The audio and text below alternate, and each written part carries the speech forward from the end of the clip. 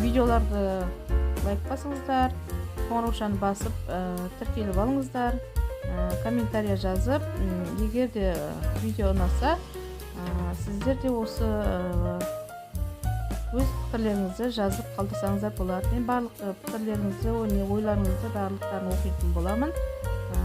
Дамыса қазақ каналы дамысын. Сіздерге көп рахмет.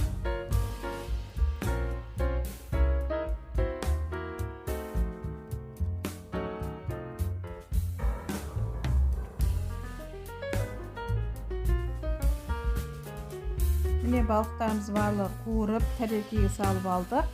Міне осылай болып шықты. Сіздер де осылай қуырып, ұнмен, болмаса жұмыртқамен қуырып, қонақ үйіңізде, болмаса кәдімгі күнделікті шай ішер кезде осылай дайындап алсаңыздар болады.